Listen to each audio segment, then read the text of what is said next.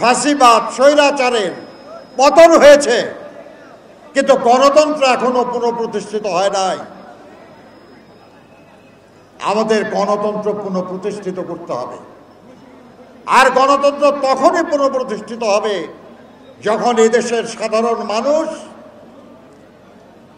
নিশ্চিন্তে, নির্বিঘ্নে, নির্ভয়ে তার পবিত্র ভোট যে আমানত, সেটা দিয়ে তার পছন্দের প্রার্থীকে নির্বাচিত করতে পারবে। আর সেই সব নির্বাচিত প্রতিনিধিরা যখন রাষ্ট্র পরিচালনার দায়িত্ব নেবেন, তখন আমরা বলবো যে গণতন্ত্র পুনঃপ্রতিষ্ঠিত হলো। তার আগ পর্যন্ত গণতন্ত্র পুনঃপ্রতিষ্ঠার এই লড়াই চলছে।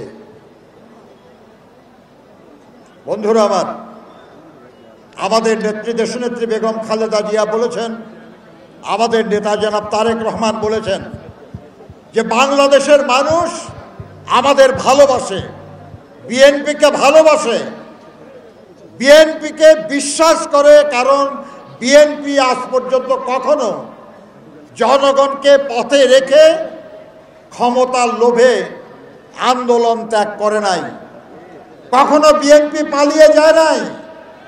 সেই জন্য মানুষ বিএনপিকে পছন্দ করে, সমর্থন করে।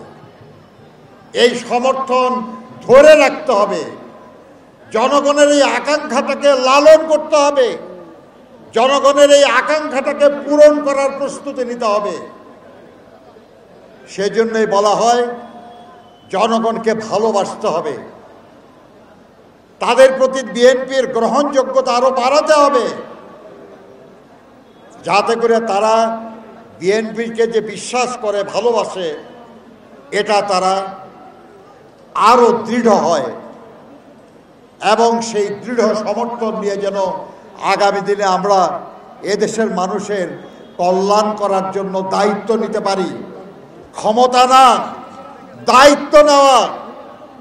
এবং দায়িত্ব আমরা নিতে চাই এই কারণে যে আমার যে ভাইটা খুন হয়েছে তার পরিবারকে আমি সহযোগিতা করতে চাই, আমার যে ভাই গুম হয়েছে আমি তার মুক্তির চিন্তা করতে চাই, আমার যাদের বিরুদ্ধে মামলা মোকদ্দমা হয়েছে, যারা কষ্ট পেয়েছে, আমি তার পরিবর্তন চাই।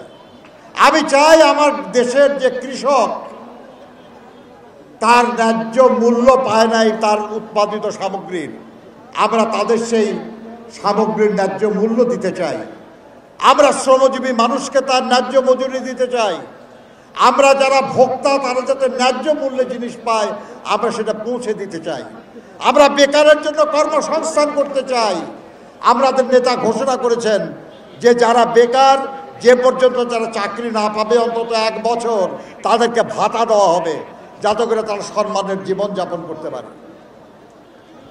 ফ্যামিলি কার্ড দেওয়ার কথা বলা হয়েছে, যাতে করে প্রতিটি পরিবার তার ন্যূনতম প্রয়োজনীয় চাহিদা মেটাতে পারে। এই কাজগুলি আমরা করতে চাই বলেই আমরা দায়িত্ব নিতে চাই।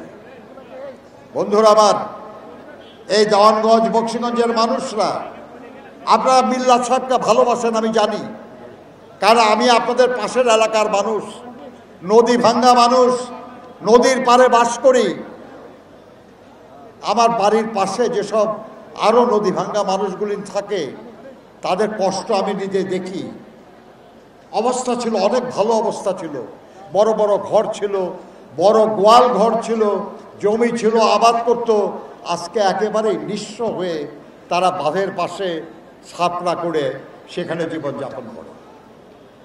এই নদীগুলির যদি আমরা শাসন করতে পারতাম, যদি আমরা এই অকাল বন্যা এবং শস্য হানি ঠেকাতে পারতাম, তাহলে এত হাজার হাজার লাখ লাখ মানুষ দুঃসহ কষ্টে পড়তো না। পরিবর্তন চাই আমরা, সে কারণে বিএনপিকে আমরা দায়িত্ব আনতে চাই, সে কারণে যাতে মানুষগুলির এই সমস্যা আমরা সমাধানের চেষ্টা করতে পারি। আমরা পারবো বন্ধুগণ, শুধু যদি আপনাদের সমর্থন পাই। পাবো আপনাদের সমর্থন? কি মনে হয় নাকি এদিকে পাওয়া যাবে সমর্থন? আপনাদের সমর্থন আমরা পাবো যদি আপনারা সবাই মিল্লাত সাহেবের সঙ্গে থাকেন। আমি জানি থাকবেন, আপনারা থাকবেন তো? তাহলেই আমরা পারবো। সারা দেশে সব জায়গায় আমরা একটাই কথা বলি যে আমরাও আপনাদের মতোই অত্যাচারিত, নিপীড়িত। আপনারা জেল খেটেছেন, বেগম খালেদা যে জেল খাটে নাই। আপনারা বাড়িঘর থেকে বাড়িতে থাকতে পারেন নাই, দূরে যায় থেকেছেন। তারেক রহমান সাহেব আত্মীয় স্বজন ছেড়ে দূরে থাকে নাই। আপনারা গুলি খেয়েছেন, আমার মাথায় গুলি এখনো তো আছে। আপনারা জেল খেটেছেন, আমিও তো গত 6 তারিখ সন্ধ্যায় জেল থেকে মুক্তি পেয়েছি, আগস্ট মাসের 6 তারিখে। মিল্লাত সহ একসাথে জেলখানা থেকে একসাথে বের হয়েছি। বন্ধুরা আমার, আমরা সবাই একসাথে আছি, একসাথে থাকতে চাই, একসাথে লড়াই করেছি, একসাথে বিজয়ী হতে চাই, একসাথে উন্নতি করতে চাই, একসাথে সমৃদ্ধ হতে চাই, একসাথে সুখী হতে চাই, শান্তিতে থাকতে চাই। আসুন আজকের দিনে এটাই আমাদের প্রতিশ্রুতি হোক যে আমরা একসাথে ছিলাম, একসাথে থাকবো, একসাথে শান্তি এবং সমৃদ্ধির সাথে বেঁচে থাকবো ইনশাআল্লাহ। বছর শেষের খুশি নগদে হবে বেশি। নগদ পেমেন্টে নির্দিষ্ট ক্যাটাগরির কেনাকাটায় 300 টাকা পর্যন্ত ক্যাশব্যাক।